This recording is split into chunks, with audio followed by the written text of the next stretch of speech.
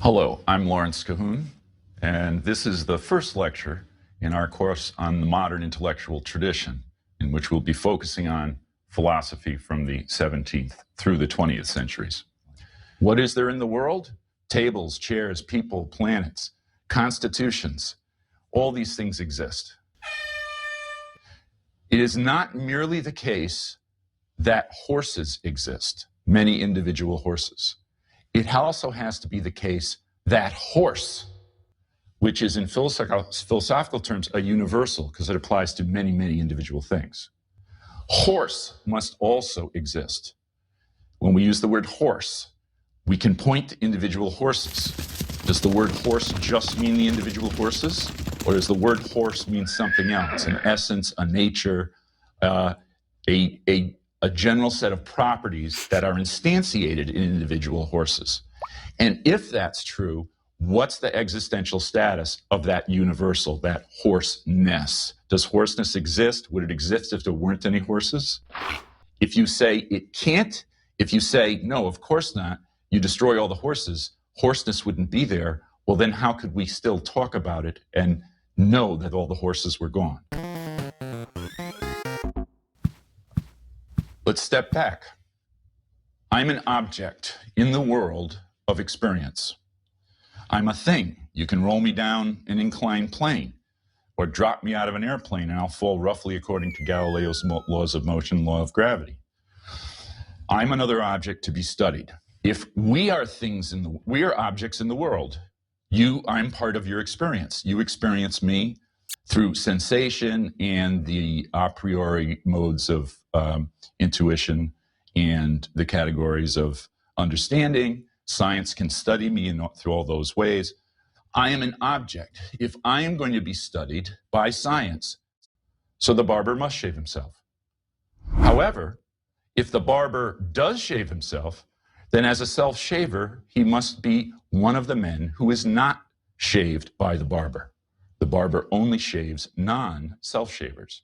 So the barber does not shave himself. This little ditty have to accept something about Kant. Kant giveth and Kant taketh away. He giveth an answer to Hume. He giveth a way of understanding, but with his other hand, Kant also taketh away. The source of this a priori knowledge about the world is from our own minds, not from things in themselves. And about things in themselves, we can know nothing whatsoever. Tonight, I may suddenly, after laying down in bed, decide I'm on the left bank of Paris in a sipping cafe au lait in a Parisian cafe. But I'm not really there. I'm home in my bed sleeping. So do you wish to be a great parent of your children? Do you wish to be a famous statesman, member of the community? Do you wish to be a great follower of your own religion? Do you wish to be rich? Do you wish to be handsome? All these are different goals. Do you want to enjoy life hedonistically, lay on a beach in Barbados and drink Cuba Libras? If we come in the morning and the podium is moved across the floor, and if we say, well, how did it move? And if one reason for it to move, one reason is given, well, it wanted to. It chose to move. It was tired of being standing around here and wanted to just slide on over. How many horns does a unicorn have, Mommy? And you might want to say, unicorns have one horn, okay? And we would like to say that statement is meaningful, even though there aren't any unicorns. The problem is it seems that if someone says, sweetheart, unicorns have just one horn, when you define Cahoone and say what Cahoone is, you don't just say Cahoone is a middle-aged bald philosopher, but you also have to say he's a middle-aged bald philosopher who wears this suit during a taping of The Teaching Company, standing on this carpet. Those, what Aristotle would have called accidental properties of Cahoone, which are changeable. For Leibniz, they have to be part of my very essence. They're part of Cahoone. Cahoone is that creature which, And now we list all the possible predicates, everything I've ever done. All that's part of my essence.